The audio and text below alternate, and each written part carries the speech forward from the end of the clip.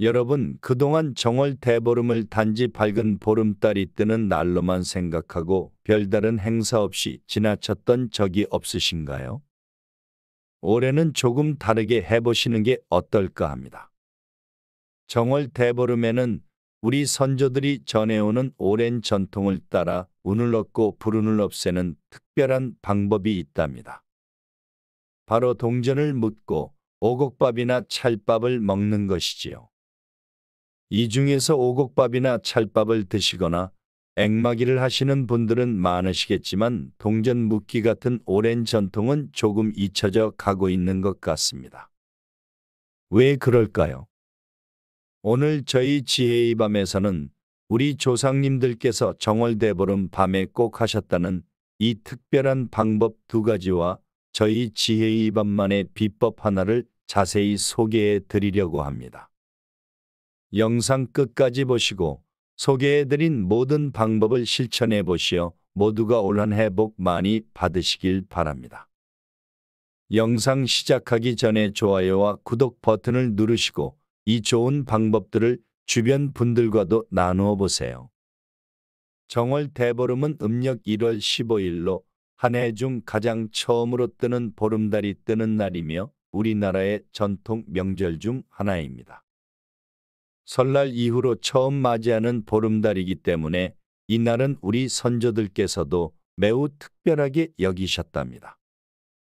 옛날 농경사회에서는 보름달이 풍요와 땅을 상징했고 풍년을 바라며 보름달을 바라보았다고 합니다. 정월 대보름의 운을 불러오는 첫 번째 방법은 동전을 묻는 것입니다. 정월 대보름에 동전을 묻는 것은 재물과 행운을 불러오는 것으로 여겨지는데 이는 그저 단순한 행위가 아니라 우리 조상님들의 지혜와 소망이 담긴 전통적인 의식입니다. 옛날에 농사를 지으시던 우리 선조님들께서는 자연의 순환과 계절의 변화에 따라 생활하시며 정월 대보름을 한 해의 시작으로 여기고 다양한 의식을 통해 그 해 동안의 풍요와 안녕을 기원하셨습니다. 동전을 묻는 행위는 재물과 복을 땅에서부터 시작해 가정에 깊이 뿌리내리길 바라는 뜻을 담고 있습니다. 이 동전 묻기는 지역에 따라 방법이 조금씩 다릅니다. 경상도 지역에서는 정월대보름 밤 혹은 그 전날 밤에 가정의 정원이나 뒤뜰에 작은 구멍을 파고 몇 개의 동전을 넣습니다. 그 위에 금은 보화를 상징하는 황금색이나 은색의 종이를 덮어주고 그 위에 집단을 올려놓은 다음 태워버립니다. 이렇게 불길이 하늘로 치솟는 것을 보며 그 해의 애군을 태우고 재물과 행운이 집안 가득하길 깊이 바라는 것입니다. 전라도 지역에서는 더욱 개인적인 바람을 담아 동전을 묻습니다. 집 앞마당에 작은 구멍을 파고 거기에 동전과 함께 자신의 소원이 적힌 종이를 넣지요. 전라도 내에서도 각 집마다 조금씩 다른 방식으로 이 행사를 진행하는데 특히 농사를 짓는 집에서는 볏짚도 함께 묻곤 했습니다. 이는 바라는 소원이나 풍요로움과 관련된 물건을 함께 묻어서 그 소망이 이루어지기를 바라는 마음에서 비롯된 것입니다. 모든 것을 다 묻고 나서는 소나무나 대나무를 그 위에 꽂습니다. 소나무와 대나무가 겨울에도 푸르게 자라는 것처럼 소망한 바가 겨울까지도 지속되기를 바라는 의미를 담고 있습니다. 충청도 지역에서는 동전을 묻을 때 소금이나 쌀을 함께 땅속에 넣습니다. 이는 소금과 쌀이 오랫동안 우리 생활에서 중요한 역할을 해왔기 때문입니다. 소금을 묻는 것은 애군을 막고자 하는 의도이고 쌀을 묻는 것은 풍년을 기원하는 의미가 담겨 있습니다. 이처럼 지역마다 조금씩 다른 방식으로 동전 묻기를 하는 것은 한 해 동안 가족의 건강과 풍요를 기원하는 의미에서 각 가정마다 지켜온 의식입니다. 마치 봄바람이 새로운 시작을 알리듯이 정월 대보름에 동전을 묻는 것은 새해가 시작됨을 알리고 가족들의 건강과 행복을 기원하는 의미 있는 전통이었습니다. 정월 대보름에는 대운을 불러일으키는 두 번째 방법은 바로 오곡밥을 드시고 견과류로 불엄을 깨는 것입니다. 정월 대보름에는 특별히 먹어야 할 음식들이 있는데 이 음식들로 한 해 동안의 소망을 비는 동시에 건강과 풍요를 기원합니다. 우선 5가지 곡식을 사용해 오곡밥을 만들고요. 10가지 묵은 나물 반찬도 준비합니다. 견과류로는 불엄을 깹니다. 이렇게 정월 대보름 전날 저녁에 준비한 음식들을 이웃들과 함께 나누어 먹기도 합니다. 오곡밥에 대해서 좀 더 자세히 말씀드리겠습니다. 찹쌀, 팥, 수수, 차조, 콩 등 최소 5가지 이상의 곡식을 섞어서 만드는 밥이 바로 오곡밥입니다. 다가오는 해의 모든 곡식이 잘 자라기를 바라는 마음에서 정월 대보름 음식으로 오곡밥을 만들어 드시는 거죠. 각 지역마다 심지어 계층마다 사용하는 재료가 조금씩 다르다는 점이 참 흥미롭습니다. 예를 들어 경기도와 충청도에서는 수수, 팥, 찹쌀, 차조를 사용하는 반면 다른 지역에서는 보리쌀이나 맵쌀로 대체하기도 했습니다. 일반 가정에서는 곡식만을 넣어 밥을 짓지만 여유가 있는 집에서는 대추, 밤, 곶감, 꿀 등을 추가하기도 했습니다. 이렇게 간장을 넣어 색을 낸 밥이 바로 약밥입니다. 두 음식 모두 찹쌀을 사용하며 색상이 거무스름하다는 공통점이 있습니다. 평소에는 쉽게 먹을 수 없는 음식을 만들어 조상님께 올리는 것은 의례의 중요성을 강조하는 것이며 행사가 끝난 후에는 이 음식을 나누어 먹음으로써 필요한 영양분을 보충하는 것으로 여겨집니다. 오곡밥은 다양한 곡식이 어우러져 영양학적으로도 매우 우수합니다. 특히 전통의학에서는 5개 장기가 모두 조화롭게 영향을 받을 수 있는 적절한 균형이 잡혀 있다고 합니다. 이제 묵은 나물에 대해 여러분께 알려드릴 차례입니다. 박버섯, 콩, 순무, 무잎, 오이콕지, 가지껍질 같은 여러 가지 채소들을 말려둔 것이 바로 묵은 나물입니다. 정월 대보름에 이 나물들을 드시면 한여름의 더위를 덜 타게 된다고 하여 꼭 드시는 음식 중 하나입니다. 오곡밥과 마찬가지로 어느 지역이냐에 따라 준비하는 나물의 종류가 조금씩 다르긴 하지만 대체로 10가지 정도를 준비합니다.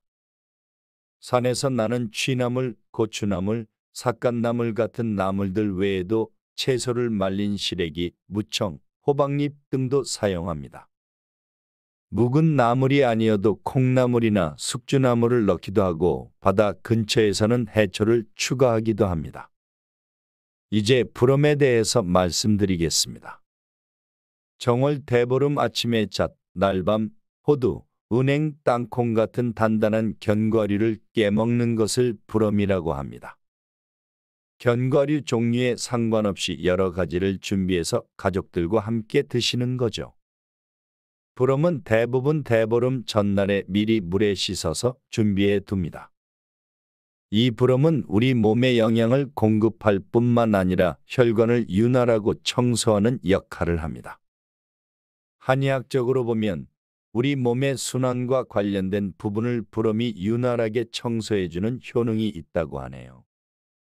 불엄을 드시면 부스럼이 생기지 않는다고 하는데 이는 견과류에 들어있는 불포와 지방산 덕분입니다. 부스럼은 피부 질환을 의미합니다. 견과류를 깨물어 치아를 튼튼하게 하는 것은 우리 조상들의 지혜로운 방법이었습니다. 여러분, 불엄 깨기에 대해서 들어보셨나요? 정월 대보름 아침 일찍 한 해 동안의 부스럼을 예방하고 건강을 기원하며 견과류를 어금니로 깨무는 풍속입니다. 보통은 자신의 나이 수만큼 깨무는데 여러 번에 걸쳐 깨무는 것보다는 한 번에 깨무는 것이 좋습니다. 이때 불엄 깨물자 혹은 올 한 해 무사태평하고 부스럼이 나지 않게 해달라는 기원을 함께 외칩니다. 불엄 깨기를 통해 1년 내내 무사태평하고 만사형통하며 부스러기가 나지 않기를 기원합니다. 정월 대보름날에는 아침 일찍 부럼 깨기를 하시는 것이 좋습니다. 이른 아침 눈을 뜨자마자 부럼 깨기를 하는 것이 좋다고 하네요. 부럼 깨기를 하기 위해서는 전날 밤에 과실을 미리 준비해 두고 땅속에 묻어둔 밤도 꺼내어 깨끗이 씻어 두셔야 합니다. 어릴 적 저희 어머니도 전날 저녁에 부럼 세트를 식탁 위에 준비해 두시곤 하셨던 기억이 나네요. 정월 대보름 음식은 겨울 동안 움츠렸던 우리 몸을 다시 깨우는 의미가 있다고 합니다. 새로운 한 해를 맞아 오곡밥으로 오장육부의 영양소를 골고루 공급하고 부럼으로 우리 몸의 혈관을 윤활하게 하며 묵은 나무를 통해 섬유질과 무기질 성분으로 몸에 필요한 보조 작용을 해줄 수 있도록 도와준다고 합니다. 이 모든 것은 건강을 위한 우리 조상님들의 지혜로운 방법이라고 할 수 있습니다. 이번 기회에 우리나라의 고유 문화를 다시 한번 느껴보시길 바라며 온 가족이 함께 나누어 먹으며 건강과 행복을 기원하는 의미 있는 시간을 보내시길 바랍니다. 이제 지혜의 밤에서만 드리는 특별한 비법인 정월 대보름에 해야 할 3가지 행동에 대해 알려드리겠습니다. 정월 대보름하면 달을 빼놓을 수 없습니다. 동양학에서는 해가 양기의 대표적인 상징이고 달은 음기의 대표적인 상징으로 여겨집니다. 음양의 균형을 나타낼 때 해와 달을 함께 그립니다. 올해는 양기가 특히 강하고 번영의 기운이 매우 강한 해라고 합니다. 양기는 번영과 성장을 상징하지만 실제로 음기는 안정과 평화의 의미를 담고 있습니다. 양기와 음기가 잘 균형을 이루어야만 번영과 성장 속에서도 안정과 평화 그리고 행복이 함께할 수 있습니다. 양기가 너무 강해지면 갈등과 경쟁의 기운만 커지게 되어 결국엔 불안정한 삶을 초래할 수 있습니다. 그러니 올해는 달이 뜨면 꼭 달맞이를 하시길 바라며 저녁 시간에 집 주변을 잠깐이라도 산책하는 것도 좋습니다. 달을 보며 하는 산책은 가장 이상적입니다. 예전에는 쥐불놀이 같은 행사를 즐겼지만 요즘은 그럴 기회가 적어졌습니다. 그래서 산책이 그런 역할을 대신할 수 있습니다. 산책을 하면 마음가짐이 달라져서 그 결과로 올 한 해 동안 가정의 행복과 번영, 안정이 함께할 것입니다. 첫째, 정월 대보름 아침에는 웃음을 많이 지으셔야 합니다. 웃음은 안정과 행복을 위한 최고의 약입니다. 동국세 시기에 따르면 밤새도록 불을 밝히고 잠을 자지 않으면서 웃음으로 아침을 맞이하는 것이 한 해의 운을 지키는 최선의 방법이라고 합니다. 밤을 새우지 않더라도 웃음을 지으며 아침을 맞이하는 것은 어렵지 않습니다. 가족들에게 웃음 가득한 아침 인사를 건네세요. 이것이 바로 운을 지키는 최고의 방법입니다. 특히 아침 시간에는 웃음을 더 많이 지으세요. 웃을수록 한 해 동안 운이 좋아집니다. 둘째, 정월 대보름날에는 부모님께 반드시 인사를 드려야 합니다. 보름날은 조상님께 감사하는 날로 여겨집니다. 한 해의 절반을 마무리하는 추석처럼 정월 대보름에는 그 해의 풍성한 수확을 기념하여 부모님과 조상님께 감사의 인사를 전하는 날입니다. 추석보다 더 큰 명절인 정월 대보름에 조상님께 인사를 드리면 한 해가 더 순조롭게 흘러갑니다. 우리 조상 중에서도 가장 중요한 분은 바로 부모님이십니다. 부모님을 통해 우리는 모든 조상님과 연결됩니다. 과거에는 왕실에서도 제일 먼저 종묘를 찾고 사람들은 어른들에게 가장 먼저 인사를 드렸습니다. 이는 매우 중요한 일입니다. 모든 복과 운 중에서 조상님으로부터 오는 복이 가장 크고 중요합니다. 풍수에서도 부모님과 조상님의 자리에 큰 의미를 두고 있습니다. 이날 아침에 부모님께 인사를 드리고 멀리 계신 경우 전화로라도 인사를 하고 돌아가신 분들께는 마음속으로 부모님 감사합니다. 올 한 해도 잘 부탁드립니다라고 기도하면 올 한 해 모든 일이 잘 풀립니다. 셋째, 정월 대보름에는 절대로 혼자서 식사하지 않는 것이 좋습니다. 혼자 계신 가족이 있다면 그분을 초대해서 함께 식사를 하거나 친구들과 함께 밥을 먹으세요. 이것이 바로 올 한 해 동안 여러분의 복을 만들어가는 방법입니다. 그리고 불필요한 살생은 절대로 하지 마세요. 보름날은 원래부터 생명을 살려주는 날로 여겨졌습니다. 과거에는 도축이나 사냥을 하지 않았으며 왕실에서도 채소로 만든 음식만을 드셨습니다. 현대에 와서 모든 것을 그대로 따를 수는 없지만 불필요한 살생은 삼가는 것이 좋습니다. 한 해의 운을 좋게 하려는 이날에 부정한 일을 하면 결국 좋지 않습니다. 이런 좋은 전통이 왜 잊혀져 가는지 참으로 안타깝습니다. 동전을 묶거나 오곡밥을 만드는 것만으로도 우리 가족의 건강과 풍요를 기원할 수 있는데 말이지요. 우리 선조들은 자연과 함께 살아가며 그 속에서 삶의 지혜를 배웠습니다. 정월 대보름에 동전을 묻는 것도 그중 하나였겠지요. 이번 정월 대보름에는 우리 모두 잊혀진 전통을 되살려 가족과 이웃과 함께 따뜻하고 풍요로운 시간을 보내길 바랍니다. 또한 이 소중한 전통이 우리 후손들에게도 계속 이어질 수 있도록 노력해야겠습니다. 우리의 아름다운 문화와 전통이 더 많은 사람들에게 알려지고 다음 세대까지 이어질 수 있도록 해야겠습니다. 지혜의 밤이었습니다. 감사합니다.